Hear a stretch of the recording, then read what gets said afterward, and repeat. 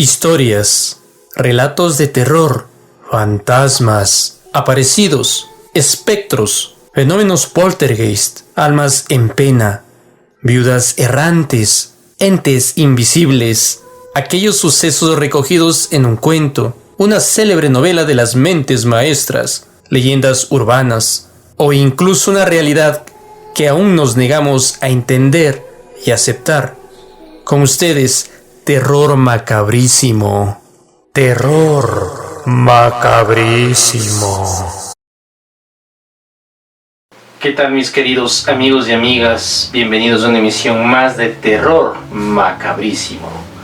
No sin antes recordarles que ahora contamos con un correo también para que nos hagan llegar, nos compartan sus historias, sean historias personales, historias escuchadas dentro de la familia, por amigos, por algún conocido, o sean historias que las han escrito ustedes personalmente, o de algún escritor en particular que ustedes deseen que forme parte de los relatos de Terror Macabrísimo. Mi nombre es Rommel Martínez e iniciamos este mundo y este recorrido por este maravilloso y asombroso compendio de historias en lo que al terror se refiere.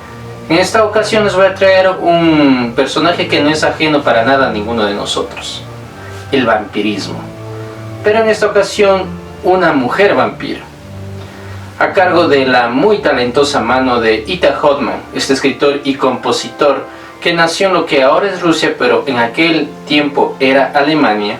Este escritor alemán que nació en el año de 1776 nos trae este maravilloso relato, Vampirismo, al cual yo le añadí Vampirismo de una esposa, porque trata sobre efectivamente una esposa que aparentemente es muy angelical, pero que guarda un muy oscuro secreto en su interior, no solo de su familia, muy trágica y malévola, sino de ella misma como persona.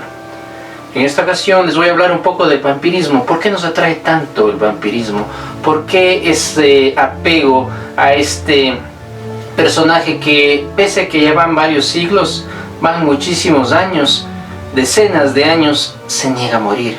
Este vampiro que viene a formar parte de la consecución y tal vez nos identifica con los más oscuros deseos que todo ser humano posee, como es la gran lujuria, el poder, la juventud eterna, esa rebeldía, esa manera de salirse con la suya, de ser indestructible, y sobre todo ese sentimiento tan profundo, esa sensación, esa emoción tan profunda que carcome desde lo más fondo, desde lo más interno de nuestras entrañas, que es la lujuria, que nos hace desear lo más profundo, ese poder del placer carnal.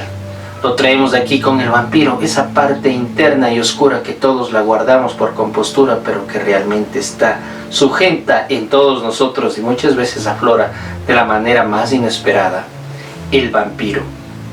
Este maravilloso personaje tuvo que ver mucho en la época medieval y hace muchos siglos atrás por las enfermedades que no se conocían como ahora, como es la rabia, la catalepsia y la porfiria. Esta última, la porfiria, sobre todo es la que más destacó de que se dé que hablar y se piense de la existencia de los vampiros, porque es una enfermedad que se caracteriza por una suma palidez, una muy grande sensibilidad a la luz, y sobre todo se retraen las encías y dan la impresión de que los dientes son más grandes de lo habitual.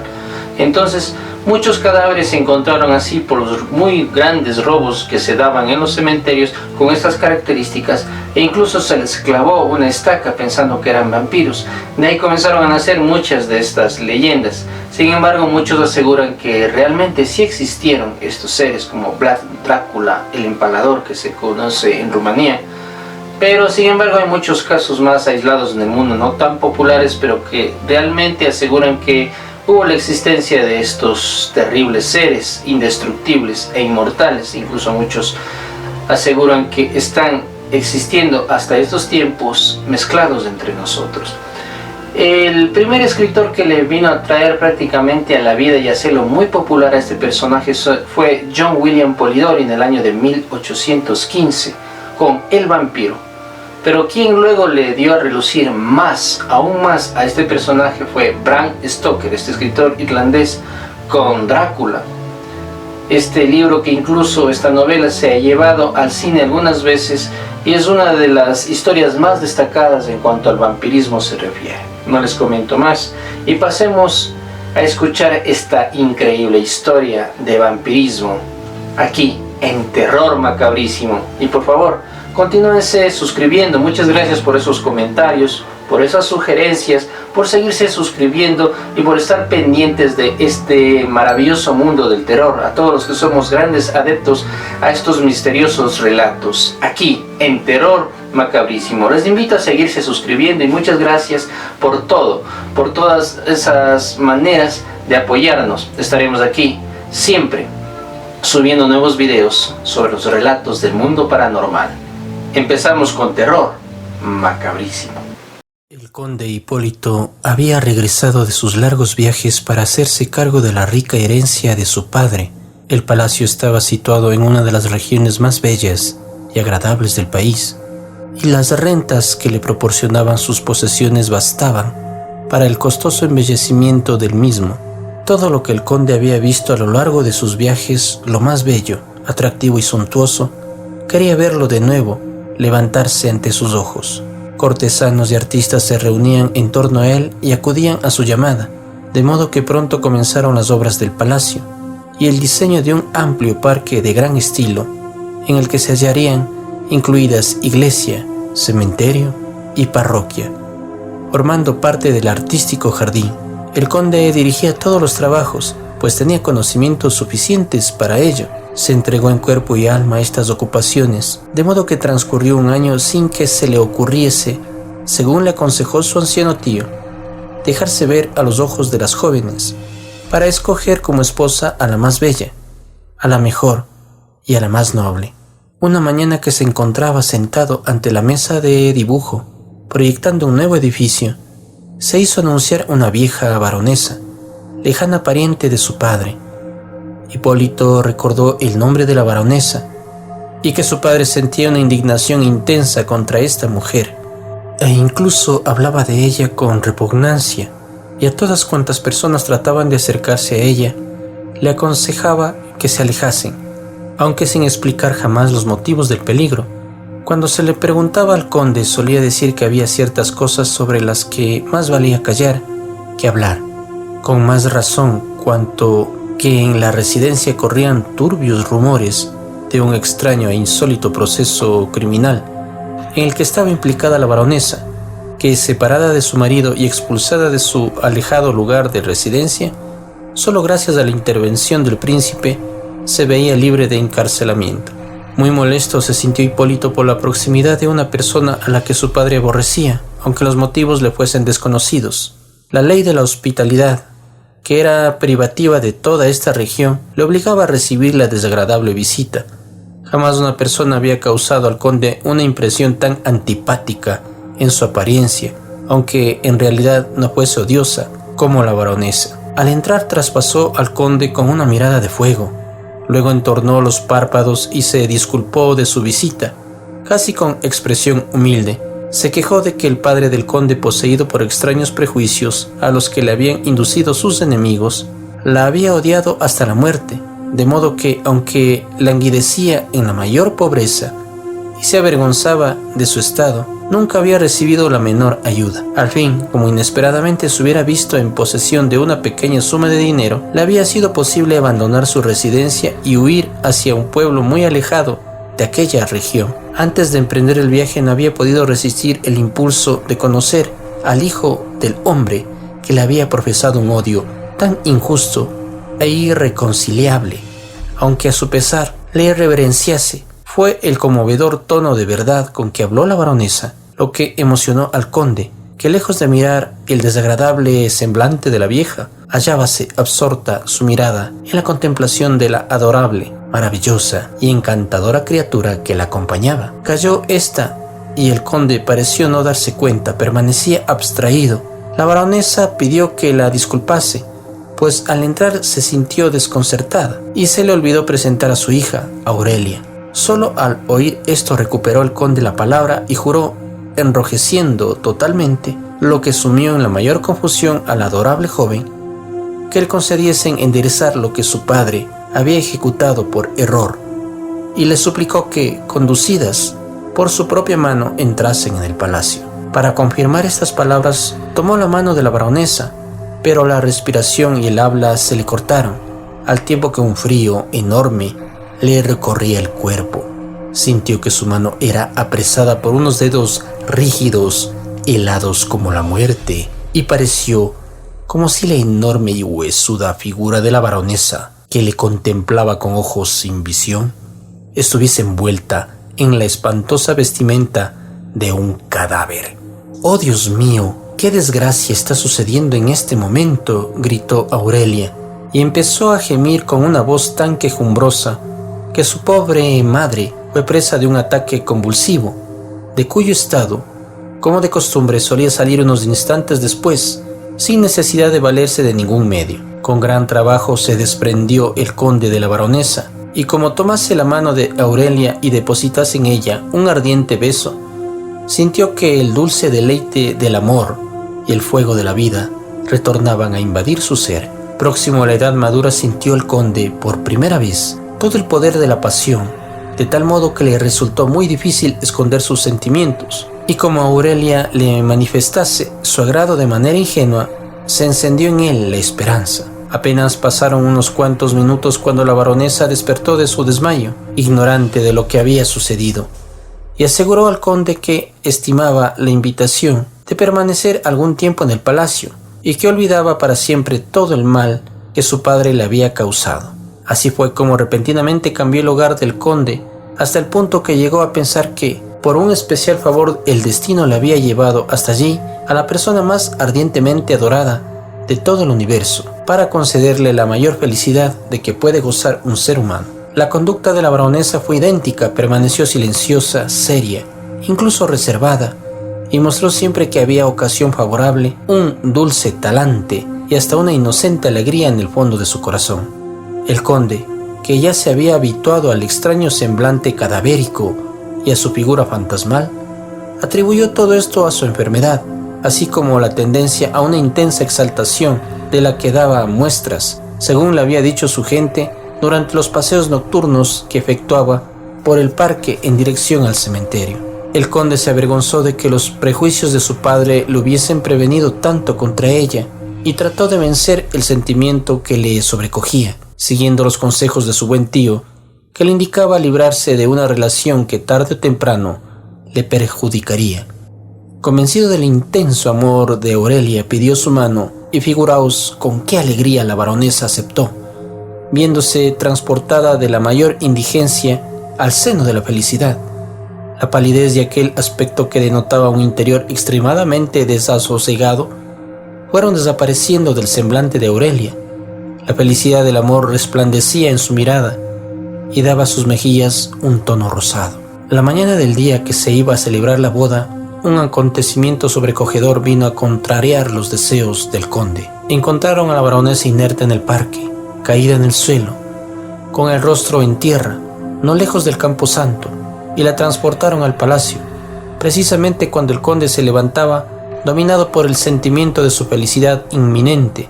Pensó que la baronesa había sido atacada por su acostumbrado mal. Sin embargo, fueron vanos todos los medios de que se sirvieron para volverla a la vida. Estaba muerta. Aurelia no se entregó a los desahogos propios de un intenso dolor y muda, sin derramar una lágrima, parecía haberse quedado como paralizada después del golpe recibido. El conde, que temía por su amada, con gran cuidado y suavidad, se atrevió a recordarle su situación de criatura sola, de modo que ahora más que nunca era necesario aceptar el destino y proceder convenientemente, acelerando la ceremonia de la boda que se había diferido a causa de la muerte de la madre. A esto, Aurelia, echándose en los brazos del conde, gritó al tiempo que derramaba un torrente de lágrimas, con una voz que desgarraba el corazón: «Sí, sí, por todos los santos, por mi bien, sí». El conde pensó que este vehemente desahogo era debido a la consideración bien amarga de que se encontrase sola, sin patria, y no supiese a dónde ir, e incluso a las consideraciones sociales que le impedían permanecer en el palacio. El conde se ocupó de que una dama honorable le hiciese compañía hasta que el matrimonio se celebró, sin que ningún suceso desgraciado interrumpiese la ceremonia, e Hipólito y Aurelia alcanzaron la cumbre de su felicidad. Mientras todo esto sucedía, Aurelia se había mostrado siempre en un estado de gran excitación. No era el dolor por la pérdida de su madre lo que la desasosegaba, sino una sensación de miedo mortal que parecía atenazarla continuamente. En mitad de los más dulces transportes amorosos, sentíase sobrecogida de terror, palidecía como una muerta y abrazaba al conde, derramando lágrimas, como si quisiera asegurarse bien de que un poder invisible y enemigo no la llevase a la perdición. Entonces gritaba: «No, nunca, nunca».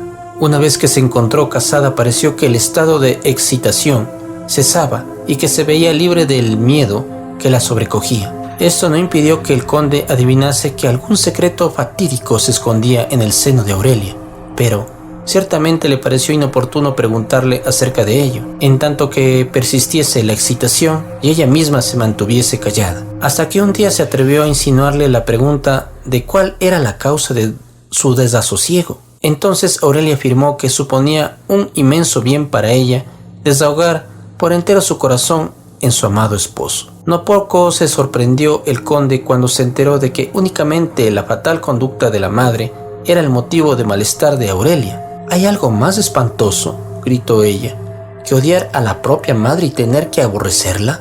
De aquí se deduce que tanto el padre como el tío no estaban dominados por falsos prejuicios y que la baronesa había engañado al conde con una premeditada hipocresía. Como un signo muy favorable, el conde consideró que la malvada madre se hubiese muerto el mismo día que se iba a celebrar su boda, y no tenía ningún reparo en decirlo. Aurelia, en cambio, dijo que precisamente desde el día de la muerte de su madre se sentía dominada por los más lúgubres y sombríos presentimientos, que no podía evitar sentir un miedo espantoso a que los muertos saliesen de sus tumbas y la arrancasen de los brazos de su amado para llevarla al abismo. Aurelia recordaba, según refería, los tiempos de su niñez, como una mañana cuando acababa de despertarse oyó un tumulto espantoso en la casa. Las puertas se abrían y cerraban, se oían voces extrañas. Cuando finalmente se hizo la calma, la doncella tomó a Aurelia de la mano y la llevó a una gran estancia donde estaban muchos hombres reunidos, y en el centro de la habitación, sobre una gran mesa, yacía un hombre que jugaba a menudo con Aurelia, que le daba golosinas y al que solía llamar papá. Extendió las manos hacia él y quiso besarle. Los labios, que en otro tiempo estaban cálidos, ahora estaban helados, y Aurelia, sin saber por qué, prorrumpió en sollozos. La doncella la condujo a una casa desconocida, donde estuvo durante mucho tiempo hasta que apareció una señora y se la llevó en un coche. Era su madre, que la trasladó a la corte. Aurelia debía tener ya 16 años cuando apareció un hombre en casa de la baronesa, al que ésta recibió con alegría, denotando la confianza e intimidad de un amigo querido desde hacía tiempo. Cada vez venía más a menudo y cada vez era más evidente que su casa se transformaba y ponía en mejores condiciones. En lugar de vivir como en una cabaña y vestirse con pobres vestidos y alimentarse mal, ahora vivían en la parte más bella de la ciudad. Ostentaban lujosos vestidos y comían y bebían con el desconocido que diariamente se sentaba a la mesa y participaba en todas las diversiones públicas que se ofrecían en la corte. Únicamente Aurelia permanecía ajena a las mejoras de su madre, que evidentemente se debían al extranjero. Se encerraba en su cuarto cuando la baronesa departía con el desconocido y permanecía tan insensible como antes. El desconocido, aunque era ya casi de 40 años, tenía un aspecto fresco y juvenil. Poseía una gran figura y su semblante podía considerarse varonil. No obstante, le resultaba desagradable a Aurelia porque a menudo su conducta le parecía vulgar, torpe y plebeya. Las miradas que empezó a dirigir a Aurelia le causaron inquietud y espanto, incluso un temor que ella misma no sabía explicar. Hasta el momento, la baronesa no se había molestado en dar alguna explicación a Aurelia acerca del desconocido. Ahora mencionó su nombre a Aurelia, añadiendo que el varón era muy rico y un pariente lejano. Alabó su figura, sus rasgos y terminó preguntando a Aurelia que qué le parecía. Aurelia no ocultó el aborrecimiento que sentía por el desconocido. La baronesa le lanzó una mirada que le produjo un terror indecible y luego la regañó, acusándola de ser necia. Poco después, la baronesa se conducía más amablemente que nunca con Aurelia. Le regaló hermosos vestidos y ricos adornos que estaban de moda y la dejó participar en las diversiones públicas. El desconocido trataba de ganarse el favor de Aurelia, de tal modo que se hacía todavía más odioso. Fue fatal para su tierno espíritu que la casualidad le deparase ser testigo de todo esto, lo que motivó que sintiese un odio tremendo hacia el desconocido y la corrompida madre. Como pocos días después, el desconocido, medio embriagado, le estrechase en sus brazos, de modo que no dejase lugar a dudas de sus aviesas intenciones. La desesperación le dio fuerzas varoniles, de forma que le propinó tal empujón al desconocido que lo tiró de espaldas. Tuvo que huir y se encerró en su cuarto. La baronesa explicó a Aurelia fríamente y con firmeza que el desconocido mantenía la casa y que no tenía el menor deseo de volver a la antigua indigencia, y que por consiguiente eran vanos e inútiles los melindres. Aurelia debía ceder a los deseos del desconocido, que amenazaba abandonarlas. En vez de compadecerse de las súplicas desgarradoras de Aurelia, de sus ardientes lágrimas, la vieja comenzó a profundizar amenazas y a burlarse de ella, agregando que estas relaciones le proporcionarían el mayor placer de la vida, así como toda clase de comodidades, y dio muestras de un desaforado aborrecimiento hacia los sentimientos virtuosos, por los que Aurelia quedó aterrada. Se vio perdida, de modo que la única salvación posible le pareció una rápida huida. Aurelia se había hecho con una llave de la casa y envolviendo algunas cosas indispensables para su fuga, se deslizó a medianoche, cuando vio a su madre profundamente dormida, hasta el vestíbulo iluminado débilmente. Con sumo cuidado trataba de salir, cuando la puerta de la casa chocó violentamente y retumbó a través de la escalera. En medio del vestíbulo, haciendo frente a Aurelia, apareció la baronesa vestida con una bata sucia y vieja, con el pecho y los brazos descubiertos, el pelo gris despeinado, moviéndose airada, y detrás de ella el desconocido que gritaba y chillaba: «Espera, condenada, bruja endemoniada, que me las vas a pagar», y arrastrándola por los pelos empezó a golpearla de un modo brutal, en mitad del cuerpo, envuelto como estaba en su gruesa bata. La baronesa empezó a gritar. Aurelia, casi desvanecida, pidió auxilio, asomándose a la ventana abierta. Dio la casualidad que precisamente pasaba por allí una patrulla de guardias, que entraron al instante en la casa. «Cogedle», gritaba la baronesa a los guardias, retorciéndose de rabia y de dolor. «Cogedle y agarradle bien, miradle la espalda». En cuanto la baronesa pronunció su nombre, el jefe de la patrulla exclamó jubilosamente: «Al fin te cogimos, Urián». Y con esto le agarraron y le llevaron consigo. No obstante, se resistió. A pesar de todo lo sucedido, la baronesa se había percatado de las intenciones de Aurelia. De momento se conformó con agarrarla violentamente del brazo, arrojarla al interior de su cuarto y cerrarlo bien, sin decir palabra. A la mañana siguiente la baronesa salió y regresó muy tarde por la noche, mientras Aurelia permanecía en su cuarto encerrada como en una prisión, sin ver ni oír a nadie, de modo que pasó el día sin que tomase comida ni bebida. Así transcurrieron varios días. A menudo la miraba la baronesa con ojos encendidos de ira, y parecía como si quisiera tomar una decisión, hasta que un día encontró una carta cuyo contenido pareció llenarla de alegría. «Odiosa criatura», dijo la baronesa a Aurelia, «eres culpable de todo, aunque te perdono, y lo único que deseo es que no te alcance la espantosa maldición que este malvado ha descargado sobre ti». Luego de decir esto, se mostró muy amable y Aurelia, ahora que ya aquel hombre se había alejado, no volvió a pensar más en la huida, por lo que le fue concebida mayor libertad. Pasado ya algún tiempo, un día que Aurelia estaba sentada sola en su cuarto, oyó un gran tumulto en la calle.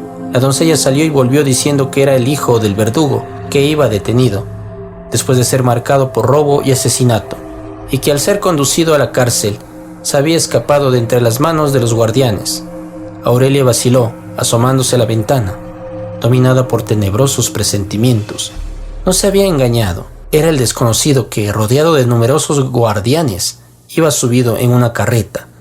Le conducía en camino de la ejecución de la condena y de la expiación de sus faltas. Casi estuvo a punto de desmayarse en su sillón, cuando la espantosa y salvaje mirada del hombre se cruzó con la suya, al tiempo que con gestos amenazadores levantaba el puño cerrado hacia su ventana. Era costumbre de la baronesa estar siempre fuera de casa, aunque regresaba para hablar con Aurelia y hacer consideraciones acerca de su destino y de las amenazas que se cernían sobre ella, presagiando una vida muy triste por medio de la doncella que había entrado a su servicio el día después del suceso de aquella noche y a la que le habían tenido al corriente de las relaciones de la baronesa con aquel pícaro.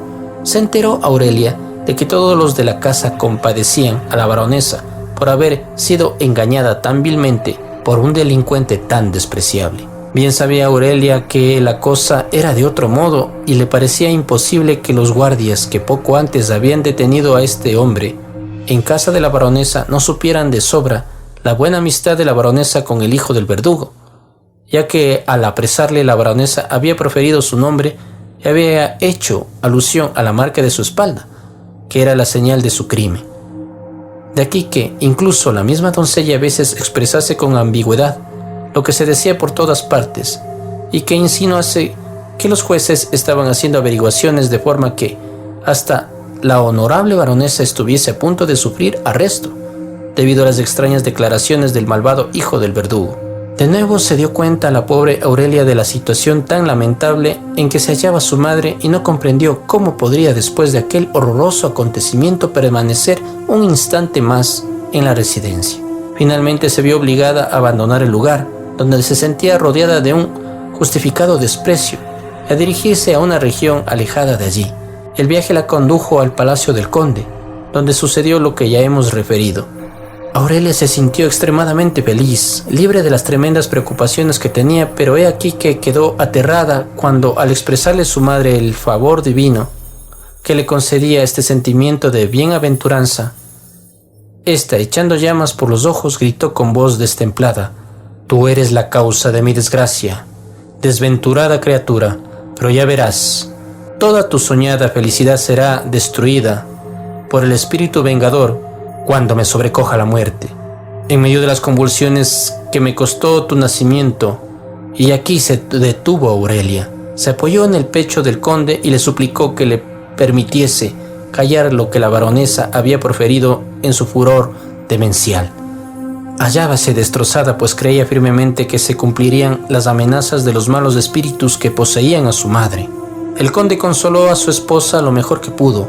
Hubo de confesarse a sí mismo, cuando estuvo tranquilo, que el profundo aborrecimiento de la baronesa, aunque hubiese fallecido, arrojaba una negra sombra sobre la vida que le había parecido tan clara. Poco tiempo después se notó un marcado cambio en Aurelia, como la palidez mortal de su semblante y la mirada extenuada denotase enfermedad. Pareció como si Aurelia ocultase un nuevo secreto en el interior de su ser, que se mostrase inquieto, inseguro y temeroso. Huía incluso hasta de su marido. Se encerraba en su cuarto, buscaba los lugares más apartados del parque, y cuando se la veía, sus ojos llorosos y los consumidos rasgos de su semblante denotaban que sufría una pena profunda. En vano el conde se esforzaba por conocer los motivos del estado de su esposa, del enorme desconsuelo en el que finalmente se sumió. La sacó un famoso médico al insinuar que la gran irritabilidad de la condesa, a juzgar por los síntomas, posiblemente denotaba un cambio de estado que haría la dicha del matrimonio. Este mismo médico se permitió, como se sentase a la mesa del conde y de la condesa, toda clase de alusiones al supuesto estado en que se hallaba la condesa. La condesa parecía indiferente a todo lo que escuchaba, aunque de pronto prestó gran atención cuando el médico comenzó a hablar de los caprichos tan raros que a veces tenían las mujeres que estaban en estado, y a los que se entregaban sin tener en consideración la salud y la conveniencia del niño. La condesa abrumó al médico con preguntas y éste no se cansó de responder a todas ellas, refiriendo casos asombrosamente curiosos y divertidos de su propia experiencia. También, repuso, hay ejemplos de caprichos anormales que llevan a las mujeres a realizar hechos espantosos. Así la mujer de un herrero sintió tal deseo de la carne de su marido que no paró hasta que un día que éste llegó embriagado, se abalanzó sobre él con un cuchillo grande y le acuchilló de manera tan cruel que pocas horas después entregaba el espíritu. Apenas hubo pronunciado el médico estas palabras, la condesa se desmayó en la silla donde estaba sentada, y con gran trabajo pudo ser salvada de los ataques de nervios que sufrió a continuación. El médico se percató de que había sido muy imprudente al mencionar en presencia de una mujer tan débil y nerviosa aquel terrible suceso. Sin embargo, pareció que aquella crisis había ejercido un influjo bienhechor en el ánimo de la condesa, pues se tranquilizó, aunque como de nuevo volviese a enmudecer y a convertirse en una extraña criatura solitaria, con un fuego intenso que brotaba de sus ojos. Adquiriendo la palidez mortal de antes, el conde nuevamente volvió a sentir pena e inquietud acerca del estado de su esposa. Lo más raro de él era que la condesa no tomaba ningún alimento y sobre todo que demostraba tal asco a la comida, especialmente a la carne, que más de una vez se alejó de la mesa dando las más vivas muestras de aborrecimiento. El médico se sintió incapaz de curarla, pues ni las más fuertes y cariñosas súplicas del conde ni nada en el mundo podían hacer que la condesa tomase ninguna medicina. Como transcurriesen semanas y meses sin que la condesa probase bocado y pareciese que un insondable secreto consumía su vida, el médico supuso que había algo raro, más allá de los límites de la ciencia humana. Abandonó el palacio con un pretexto cualquiera y el conde pudo darse cuenta de que la enfermedad de la condesa parecía muy sospechosa al acreditado médico y denotaba que la enfermedad estaba muy arraigada, sin que hubiese médico que pudiera curarla. Hay que suponerse en qué estado de ánimo quedó el conde, no satisfecho con esta explicación. Justamente por esta época, un viejo y fiel servidor tuvo ocasión de descubrir al conde que la condesa abandonaba el palacio todas las noches y regresaba al romper el alba. El conde quedó helado. Ahora es cuando se dio cuenta de que desde hacía bastante tiempo, a eso de la medianoche, le sobrecogía un sueño muy pesado, que atribuía a algún narcótico que la condesa le administraba para poder abandonar sin ser vista el dormitorio que compartía con él. Los más negros presentimientos sobrecogieron su alma. Pensó en la diabólica madre, cuyo espíritu quizás revivía ahora en la hija, en alguna relación ilícita y adulterina, y hasta en el malvado hijo del verdugo. A la noche siguiente iba a desvelársele el espantoso secreto, único motivo del estado misterioso en que se hallaba su esposa. La condesa acostumbraba ella misma a preparar el té que tomaba el conde y luego se alejaba. Aquel día decidió el conde no probar una gota y, como leyese en la cama, según tenía por costumbre, no sintió el sueño que le sobrecogía a medianoche como otras veces. No obstante, se acostó sobre los cojines e hizo como si durmiese. Suavemente, con gran cuidado, abandonó la condesa el lecho. Se aproximó a la cama del conde e iluminó su rostro, deslizándose de la alcoba sin hacer ruido. El corazón le latía al conde violentamente. Se levantó, se echó un manto y siguió a su esposa. Era una noche de luna clara, de modo que, no obstante lo veloz de su paso, se podía ver perfectamente a la condesa Aurelia, envuelta en su figura en una túnica blanca. La condesa se dirigió a través del parque hacia el cementerio y desapareció tras el muro.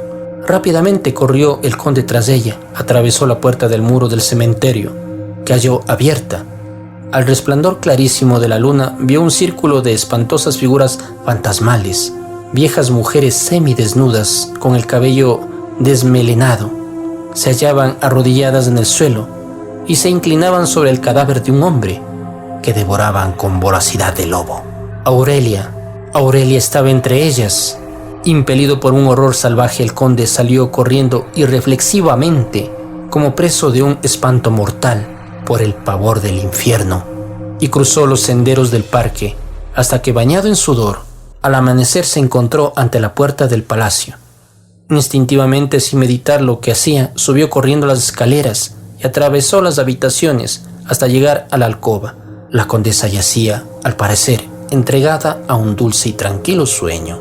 El conde trató de convencerse de que solo había sido una pesadilla o una visión engañosa que la había angustiado, ya que era sabedor del paseo nocturno del cual daba trazas su manto, mojado por el rocío de la mañana.